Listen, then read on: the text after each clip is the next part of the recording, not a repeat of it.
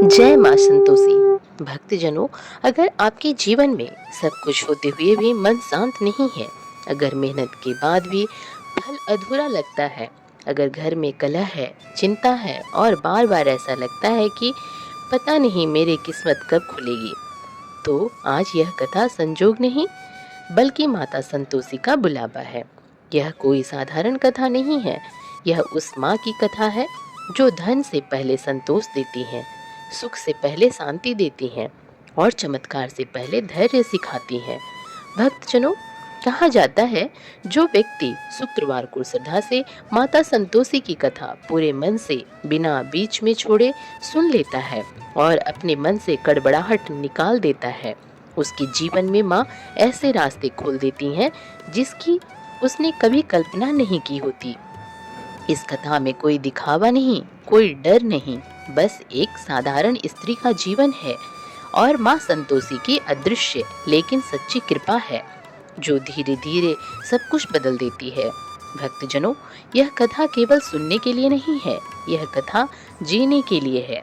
हो सकता है इसमें आपको अपना दर्द दिखे, अपनी परीक्षा दिखे और अंत में अपनी आशा भी दिखे। इसलिए निवेदन है, कथा को अंत तक जरूर सुनिए, क्योंकि माता संतोषी की कृपा अक्सर अंत में बोलती है। अगर आपके मन में श्रद्धा है, अगर आप माँ पर विश्वास रखते हैं, तो अभी इस चैनल को सब्सक्राइब करें, कथा को लाइक करें और इसे उन लोगों तक शेयर करें जिनके जीवन में आज संतोष की सबसे ज्यादा आवश्यकता है। आइए भक्तजनों, शुक्रवार की इस पावन घड़ी में मन को खट्टा नहीं, श्रद्धा को मीठा बनाकर माता संतोषी की इस दिव्य महाकथा को आरंभ करें। बहुत समय पहले की बात है। एक छोटा सा नगर था, ना बहुत अमीर ना बहुत गरीब। वहाँ के लोग मेहनती थे, पर भाग्य हर किसी पर समान नहीं थी। उसी नगर में एक स्त्री रहती थी, उसका नाम था सुमन। सुमन साधारण थी, लेकिन उसका हृदय असाधारण था। पति था मेहनती, ईमानदार, लेकिन जीवन में स्थिरता नहीं थी। कभी काम मिलता, कभी नहीं, कभी घर में अन्न होता, कभी उधार। सुमन शिकायत नहीं करती थी, वह हर सुबह ईश्वर के सामने हाथ जोड़कर बस इतना कहती, माँ, जो है उसी में संतोष दे देना। लेकिन जीवन की परीक्षा आसान नहीं होती। सुमन की सास और नंदे उसे ताने देती थी, इसी भाग्य से आई है यह, ना दहेज लाई ना सौभाग्य। घर में जब भी कोई परेशानी आती, दोष उसी पर आता। अगर पति को काम ना मिले, सुमन दोषी। अगर घर में धन कम पड़े, सुमन दोषी। फिर भी वह चुप रहती। उसका मन कड़वा नहीं हुआ। वह जानती थी जिसके मन में संतोष है वही सच्चा धनी है।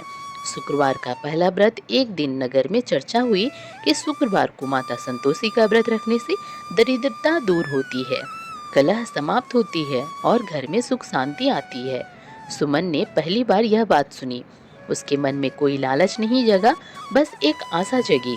उसने मन ही मन माँ को प्रणाम किया और कहा, माँ, अगर आप सच में हैं तो मुझे धन नहीं, बस मन की शांति दे देना।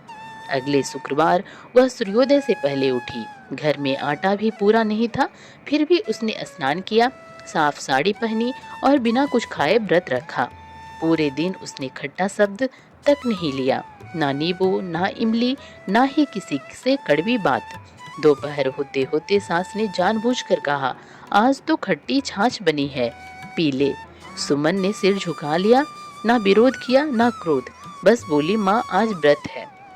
ननद हंस पड़ी, अरे व्रत रखकर क्या मिल जाएगा। सुमन ने कुछ नहीं कहा।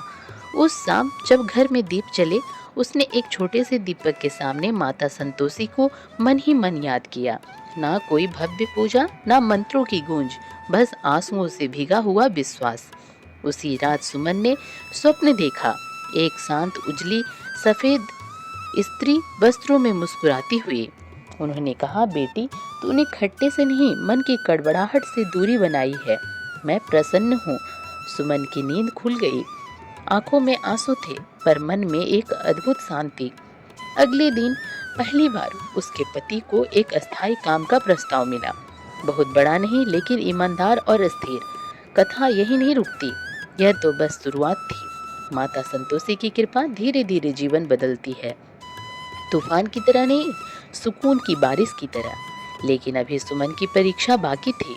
घर के लोग अभी नहीं बदले थे और माँ हर किसी को एक ही बार में सब कुछ नहीं देती, लेकिन संतोष सिखा जाती है, पाया नहीं जाता। सुमन के जीवन में जो हल्का सा उजाला दिखाई देने लगा था, वह किसी चमत्कार की तरह नहीं आया था, बल्कि वैसे आया था जैसे रात के अंधेरे में धीरे धीरे पूरब से हल्की रोशनी फैलती है। पति को काम मिल गया था, घर में रोज की रोटी का भरोसा बन गया था, लेकिन जिसके मन में बरसों से कड़वाहट हो भरी हो, वे इतनी जल्दी नहीं बदलते। सुमन की सास और ननदों को यह बात रास नहीं आ रही थी कि जिस बहू को वे हमेशा दुर्भाग्य की जड़ समझती थी, उसी के बाद घर की हालात संभलने लगी। वे ऊपर से चुप रही पर भीतर से जलने लगी। सुमन यह सब समझती थी, लेकिन उसने मन में कोई शिकायत नहीं आने दी। वह जानती थी कि माँ संतोषी की कृपा का पहला नियम यही है कि मन को इकट्ठा नहीं करना है, चाहे परिस्थितियां कितनी ही कठिन क्यों ना हो। शुक्रवार फिर आया। इस बार सुमन का मन पहले से अधिक अस्थिर था। उसने फिर से व्रत रखा, सुबह उठकर स्नान किया, साफ कपड़े पहने और मन ही मन माँ को प्रणाम किया। घर में पूजा की कोई विशेष व्यवस्था नहीं थी, फिर भी उसने मिट्टी के दीपक में थोड़ा सा तेल डालकर दीप जला दिया। वही छोटा सा दीपक उसकी पूरी आस्था बन गया। दिन भर काम करते हुए भी उसके होठों पर कोई शिकायत नहीं आई। सास ने जानबूझकर ताना मारा, नंदों ने हंसी उड़ाई, लेकिन सुमन ने किसी बात का उत्तर नहीं दिया। उसने केवल इतना सोचा कि अगर माँ ने उसे चुना है तो वह परीक्षा भी लेगी, और जो परीक्षा में खरा उतरता है वही कृपा का अधिकारी बनता है। उसी दिन शाम को जब उसका पति काम से लौटा, उसके चेहरे पर चिंता साफ झलक रही थी। उसने बताया कि जिस काम पर उसे लगाया गया था, वहाँ कुछ लोग ईर्ष्या करने लगे हैं। वे उसे हटवाने की कोशिश कर रहे हैं। यह सुनकर सुमन का मन एक पल में डगमगाया, लेकिन उसने तुरंत अपने भीतर उठती घबराहट को शांत कर लिया। उसने पति से कहा, जो होगा अच्छा होगा। अगर हम ईमानदार हैं तो माँ रास्ता जरूर दिखाएंगी। पति ने पहली बार महसूस किया कि उसकी पत्नी केवल घर संभालने वाली स्त्री नहीं, बल्कि उसका सबसे बड़ा संबल है। रात को सुमन ने फिर वही स्वप्न देखा, वही उजली आकृति, वही शांत मुस्कान, लेकिन इस बार माँ का स्वर पहले से अधिक गंभीर था। उन्होंने कहा, बेटी, मैंने तुझे संतोष का मार्ग दिखाया है, लेकिन याद रख, सबसे बड़ी परीक्षा अपनों से ही होती है। जब अपने ही मन दुखाते हैं, तब भी जो खट्टापन मन में ना आने दे, वही मेरी सच्ची भक्त होती है। सुमन की नींद खुली तो उसका हृदय कांप रहा था, लेकिन भय से नहीं, बल्कि एक गहरी जिम्मेदारी के भाव से। अगले कुछ दिनों में घर का वातावरण और कठोर हो गया। सास छोटी छोटी बातों पर ताने देने लगी, नंदे बात पर अपमान करने लगी। एक दिन तो हद ही हो गई, जानबूझकर शुक्रवार के दिन घर में खट्टे आम की चटनी बनाई गई और सुमन ने कहा कि वह भी खाए। उस क्षण सुमन के मन में तूफान उठा। पेट भूख से जल रहा था, मन अपमान से भरा था और सामने खट्टा भोजन रखा था। अगर वह मना करती तो फिर ताने सुनने पड़ते, अगर खा लेती तो व्रत टूट जाता। उस पल उसने आंखें बंद की और मन ही मन माँ को याद किया। बिना कुछ बोले उसने वह चटनी नहीं खाई और चुपचाप रसोई के कोने में बैठ गई। उसकी आंखों से आंसू बह रहे थे, लेकिन होठों से कोई शिकायत नहीं निकली। उसी क्षण जैसे पूरे घर के वातावरण में कोई अदृश्य कंपन हुआ। किसी ने कुछ नहीं देखा, लेकिन सुमन ने अपने भीतर एक अजीब सी ठंडक महसूस की, जैसे किसी ने उसके सिर पर हाथ रख दिया हो। उसी रात घर में अचानक सास की तबीयत बिगड़ गई। डॉक्टर को बुलाया गया। उन्होंने बताया कि यह कोई बड़ी बीमारी नहीं है, बस ज़्यादा तनाव और चिड़चिड़ापन है। यह सुनकर सुमन बिना कोई पुरानी बात याद किए पूरी रात सास के पास बैठी रही। पानी दिया, दवा दी और सेवा की। सास की आंखों में पहली बार अपराध बोध दिखाई दिया। कुछ दिनों बाद पति के काम की स्थिति भी बदल गई। जिन लोगों ने उसे हटवाने की कोशिश की थी, उनकी सच्चाई सामने आ गई और उल्टा उसका मन बढ़ गया। घर में थोड़ी स्थिरता आने लगी, लेकिन सुमन जानती थी यह सब अभी पूरा नहीं हुआ है। माँ संतोषी की कृपा कभी अचानक सब कुछ नहीं देती, वह धीरे धीरे मनुष्य को भीतर से बदलती है। सुमन के लिए असली जीत यह नहीं थी कि घर की हालात सुधर रही है, बल्कि यह थी कि अब वह हर परिस्थिति में शांत रहना सीख रही थी। नगर में धीरे धीरे यह बात फैलने लगी कि सुमन शुक्रवार का व्रत रखती है और उसके घर में बदलाव आ रहा है। कुछ स्त्रियां उससे पूछने आई। सुमन ने किसी को बड़े बड़े उपदेश नहीं दिए। उसने बस इतना कहा, माँ संतोषी केवल भूखा रहने से खुश नहीं होती, वह देखती हैं कि हम मन से कितने संतुष्ट हैं। यह सुनकर कई स्त्रियों की आंखें भर आई, क्योंकि वे समझ गई थी कि वे अब तक केवल बाहर के नियम निभा रही थी, भीतर के नहीं। लेकिन हर कथा में जैसे अंधेरा और गहरा होने के बाद ही उजाला पूरी तरह फैलता है, वैसे ही सुमन के जीवन में भी एक बड़ी आंधी आने वाली थी। वह आंधी ऐसी थी जो उसके धैर्य और विश्वास और उसके संतोष तीनों की अंतिम परीक्षा लेने वाली थी। माँ संतोषी अब उसे वहां तक ले जा रही थी जहां से लौटने के बाद इंसान वहीं नहीं रहता जो पहले था। समय बीतने के साथ सुमन के जीवन में बाहर से भले ही स्थिरता दिखाई देने लगी थी, लेकिन भीतर ही भीतर उसकी परीक्षा अब अपने सबसे कठिन चरण में प्रवेश कर चुकी थी। माँ संतोषी जिन पर विशेष कृपा करती हैं, उनसे केवल सहनशीलता नहीं बल्कि पूर्ण समर्पण भी मांगती हैं, और यही समर्पण अब सुमन से लिया जाने वाला था। एक दिन अचानक उसके पति को नगर से बाहर एक बड़े काम के लिए भेज दिया गया। यह काम अगर सफल होता तो जीवन पूरी तरह बदल सकता था, लेकिन अगर असफल होता तो जो थोड़ा बहुत सहारा बना था वह भी छीन सकता था। पति के जाने के बाद घर में सुमन अकेली पड़ गई। सास और नंदों का व्यवहार फिर से बदलने लगा। अब ताने और भी तीखे हो गए, क्योंकि उन्हें लगने लगा था कि अगर पति दूर चला गया तो फिर से बहू पर दबाव बनाया जा सकता है। सुमन सब कुछ देख रही थी, समझ रही थी, लेकिन उसके भीतर अब पहले जैसी घबराहट नहीं थी। माँ ने उसे भीतर से मजबूत कर दिया था। शुक्रवार आया तो सुमन ने फिर व्रत रखा। इस बार भूख से ज्यादा उसे मानसिक पीड़ा घेर रही थी। पति की चिंता, भविष्य की अनिश्चितता और घर का बोझ, सब कुछ एक साथ उसके मन पर था। फिर भी उसने मन में कोई कटु विचार नहीं आने दिया। वह जानती थी कि इस माता संतोषी का व्रत केवल पेट का नहीं, मन का भी होता है। उसी दिन नगर में एक बड़ा उत्सव था और घर में खट्टे मीठे व्यंजन बनाए जा रहे थे। सुमन को बार बार बुलाया गया, उकसाया गया, यहाँ तक कहा गया कि अगर वह खट्टा नहीं खाएगी तो घर की परंपरा का अपमान होगा। उस क्षण उसका हृदय कांप उठा। परंपरा और श्रद्धा आमने सामने खड़ी थी। उसने धीरे से सिर झुकाया और कहा कि वह माँ की आज्ञा नहीं तोड़ सकती। उसके शब्दों में ना कठोरता थी, ना घमंड, केवल विनम्रता थी। लेकिन इस विनम्रता को कमजोरी समझ लिया गया और उसे अपमानित किया गया। उस रात सुमन बहुत देर तक रोती रही। उसने पहली बार माँ से सवाल किया। वह बोली, माँ, क्या संतोष का अर्थ यही है कि हर बार चुप रहूं, हर अपमान सहूं? यह सवाल कोई शिकायत नहीं था, बल्कि एक थकी हुई आत्मा की पुकार थी।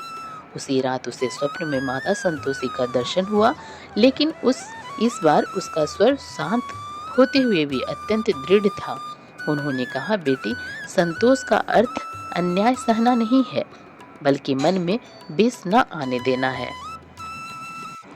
जो सहते हुए भीतर से कड़वा नहीं होता, वही सच्चा संतोषी होता है। यह सुनकर सुमन की आंखों से आंसू बहने लगे, लेकिन उसके मन का बोझ हल्का हो गया। कुछ ही दिनों बाद एक बहुत बड़ा संकट आया। पति के काम से कोई समाचार नहीं आ रहा था। नगर में अफवाह फैल गई कि उस काम में भारी नुकसान हुआ है। सुमन के ससुराल में फिर से वही बातें शुरू हो गई। हमारी किस्मत ही खराब है। इस बहू के आने के बाद सब उल्टा हो गया। सुमन का मन डगमगाया, लेकिन उसने अपने भीतर उठती पीड़ा को शांत किया। उसने शुक्रवार के दिन फिर व्रत रखा।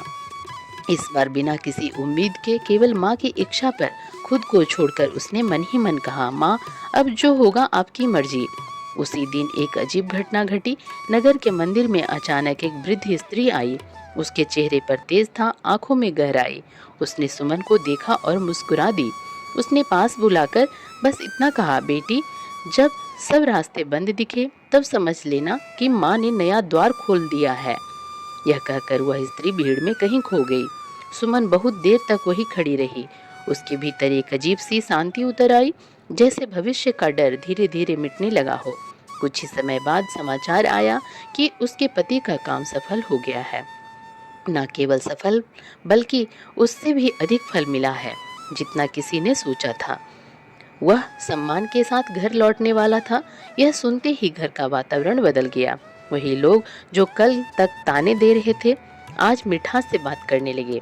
सुमन यह देख रही थी लेकिन उसके मन में ना गर्व आया ना बदले की भावना। उसने मन ही मन माँ को धन्यवाद दिया क्योंकि अब वह समझ चुकी थी कि वह सब बाहरी परिवर्तन है, असली परिवर्तन उसके भीतर हो चुका है।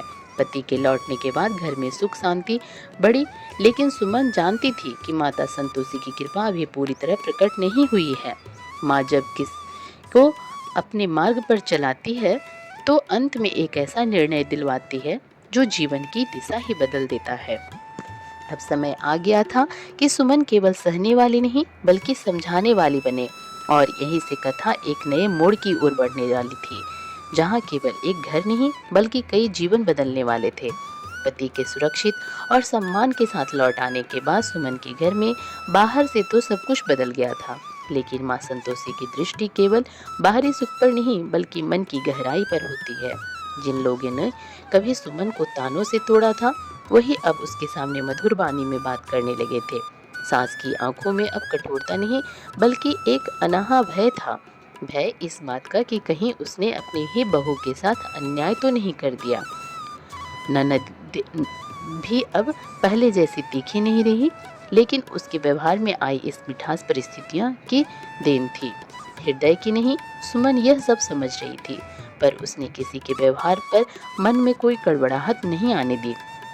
यही माँ संतोषी की सबसे बड़ी शिक्षा थी। परिस्थितियां चाहे जैसे भी हो, मन को खट्टा नहीं होने देना। शुक्रवार आया तो सुमन ने पहले की तरह व्रत रखा, लेकिन इस बार उसका भाव बदला हुआ था। पहले वह माँ से शक्ति मांगती है, सहन करने की शक्ति। अब वह माँ से केवल यही प्रार्थना कर रही थी कि जो भी उसके जीवन में घटे वह उसे अहंकार से दूर रखे, क्योंकि जब मनुष्य दुख में टूटता है तब तो वह ईश्वर को याद करता ही है, लेकिन जब सुख आता है तब वही मनुष्य सबसे पहले ईश्वर को भूलने लगता है। सुमन नहीं चाहती थी कि उसके साथ भी ऐसा हो।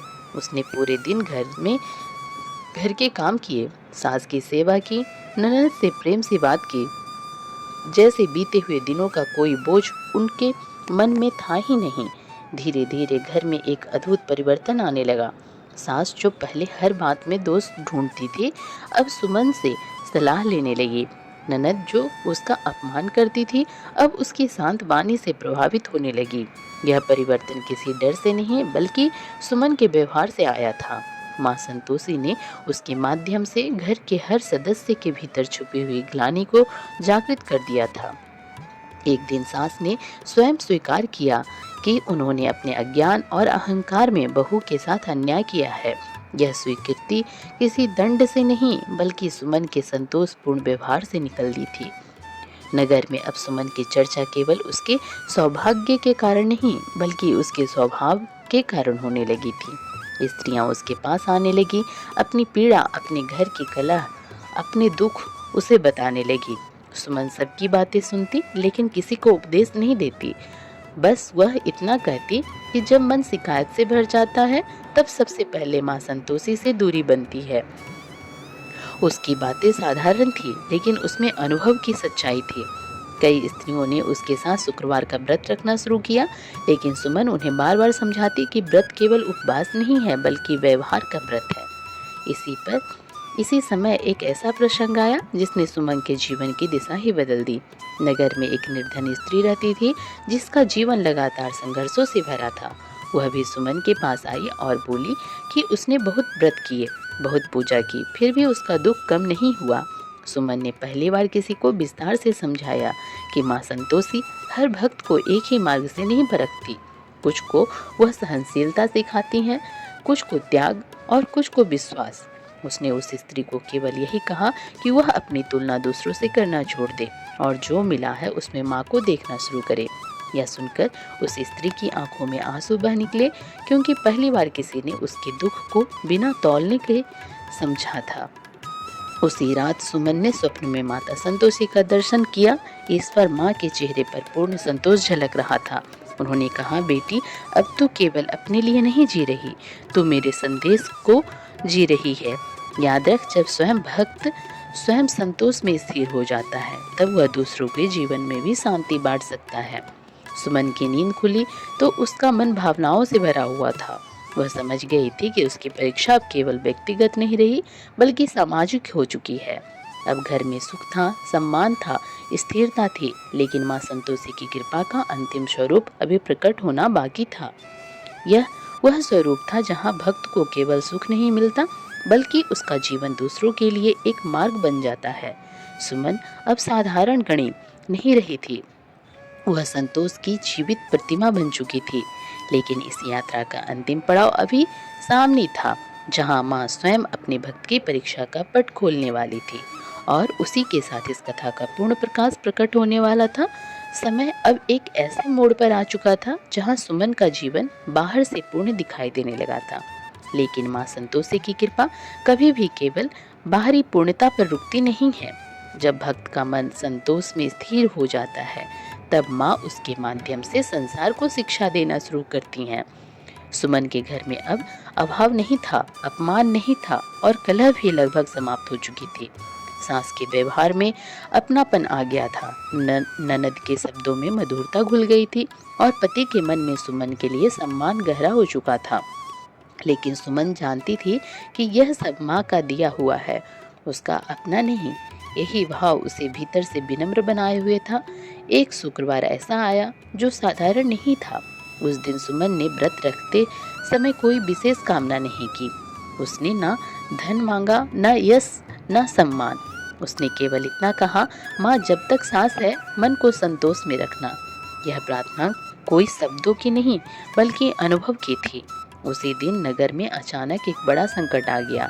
अकाल जैसी स्थिति बन गई, काम धंधे ठप होने लगे और कई घरों में चिंता फैल गई। लोग घबरा गए। वही लोग जो कल तक अपने सुख में मग्न थे, आज जैसे भय से ईश्वर को पुकारने लगे। सुमन ने यह सब देखा। उसने किसी को डराया नहीं, किसी को आश्वासन के बड़े वादे नहीं दिए। उसने बस इतना कहा कि भय भी मन को इकट्ठा कर देता है। अगर संकट में भी मन संतुलित रहे तो रास्ता स्वयं निकल आता है। धीरे धीरे लोग उसके घर आने लगे, कोई भोजन की चिंता लेकर, कोई भविष्य की। सुमन ने अपनी क्षमता से अधिक कभी कुछ नहीं किया, लेकिन जो भी किया पूरे प्रेम और संतोष से किया। यही उसका सबसे बड़ा बल बन गया। उसी समय नगर में वही वृद्ध स्त्री फिर दिखाई दी जिसे सुमन ने पहले मंदिर में देखा था। इस पर वह सीधे सुमन के घर आई। उसके चेहरे पर वही तेज था, वही गहराई। उसने सुमन को देखा और कहा, बेटी अब समय आ गया है कि लोग जाने कि संतोष केवल सहन करना नहीं बल्कि विश्वास के साथ आगे बढ़ना है। यह कहते ही वह स्त्री अदृश्य हो गई। सुमन समझ गई कि यह कोई साधारण संकेत नहीं था। उसी रात उसे फिर माँ संतोषी का स्वप्न दर्शन हुआ। इस बार माँ के स्वर में अपार करुणा और दृढ़ता दोनों थी। उन्होंने कहा, बेटी तूने मेरा व्रत केवल अपने लिए नहीं रखा बल्कि अपने व्यवहार से उसे जिया है। अब यह व्रत तेरे जीवन के साथ साथ दूसरों के जीवन में भी फल देगा। कुछ ही दिनों में संकट की स्थिति धीरे धीरे सुधरने लगी। जिन घरों से सबसे अधिक भय था वही सबसे पहले समाधान निकला। लोगों को समझ आने लगा कि परेशानी ने नहीं बल्कि उसके डर और असंतोष ने उन्हें कमजोर किया है। अब वे सुमन को केवल एक सौभाग्यशाली स्त्री नहीं बल्कि एक मार्गदर्शक के रूप में देखने लगे। लेकिन सुमन ने कभी स्वयं को ऊंचा नहीं माना। वह हर बात में यही कहती कि वह कुछ नहीं है, सब माँ संतोषी की कृपा है। एक दिन नगर के मंदिर में सामूहिक शुक्रवार व्रत का आयोजन हुआ। बहुत सी स्त्रियां एकत्र हुई। ना कोई दिखावा था, ना कोई आडंबर, बस सादगी, श्रद्धा और संतोष। उस दिन सुमन ने पहली बार सबके सामने यह बात कही कि अगर व्रत के बाद भी मन में घमंड, ईर्ष्या या शिकायत बनी रहे तो व्रत अधूरा है। उसकी बात सुनकर कई आंखें नम हो गईं, क्योंकि लोगों को पहली बार अपने भीतर झांकने का अवसर मिला। समय बीतता गया। सुमन का जीवन अब एक उदाहरण बन चुका था। जो भी उसके संपर्क में आता उसके मन की कड़बड़ाहट धीरे धीरे कम होने लगती। यह कोई चमत्कार नहीं था, बल्कि संतोष की शांति का प्रभाव था। माता संतोषी की यही सबसे बड़ी कृपा होती है। वह भक्त के जीवन को ऐसा बना देती हैं कि बिना बोले भी वह शिक्षा देने लगे। कहा जाता है कि अंत समय में जब सुमन इस संसार से विदा हुई तो उसके चेहरे पर वही शांति थी जो माँ के चरणों में मिलने पर मिलती है। लोगों ने उसके जीवन को याद रखा, उसके व्यवहार को अपनाया और उसकी कथा पीढ़ी दर पीढ़ी चलती रही। यही कथा आज माता संतोषी की शुक्रवार व्रत कथा के रूप में जानी जाती है। यह कथा सिखाती है कि माँ संतोषी धन नहीं देती, बल्कि धन को संभालने का संतुलन देती है। सुख नहीं देती, बल्कि सुख में स्थिर रहने का भाव देती है। और दुख नहीं हटाती, बल्कि दुख में भी मन को खट्टा न होने देने की शक्ति देती है। जो भक्त शुक्रवार को श्रद्धा से बिना खट्टा खाए, बिना मन को खट्टा किए इस कथा को सुनता है या सुनाता है, उसके जीवन में धीरे धीरे वही शांति उतरती है जो सुमन के जीवन में उतरी थी। क्योंकि माता संतोषी का वरदान चुपचाप आता है, लेकिन जब आता है तो जीवन को भीतर से बदल देता है। भक्तजनों, जब यह कथा समाप्त होती है तो वास्तव में कथा नहीं, हमारा मन बोलना बंद कर देता है। अगर इस कथा को सुनते हुए कभी आपका मन भारी हुआ हो, कभी आंखें नम हुई हो, या भीतर से यह महसूस किया हो कि यह तो मेरी ही कहानी है, तो समझ लीजिए माता संतोषी ने आपके मन की बात को सुन ली है। माता संतोषी कभी शोर मचाकर चमत्कार नहीं करती, वह जीवन को धीरे धीरे शांति से बिना किसी आहट के बदलती है। आज यदि आपके जीवन में कठिन समय चल रहा है तो घबराइए मत। माँ अक्सर सबसे गहरी रात के बाद ही सबसे उजली सुबह देती हैं। बस एक बात याद रखिए, शुक्रवार को खट्टा नहीं और हर दिन मन को खट्टा मत कीजिए। जो भक्त संतोष को पकड़ लेता है, माता उसी का हाथ कभी नहीं छोड़ती। अगर यह कथा आपके मन तक पहुंची है तो कृपा करके एक छोटा सा कार्य जरूर कीजिएगा।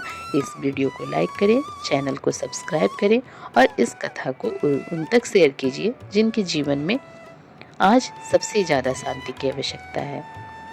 जय माँ संतोषी, जय माँ संतोषी।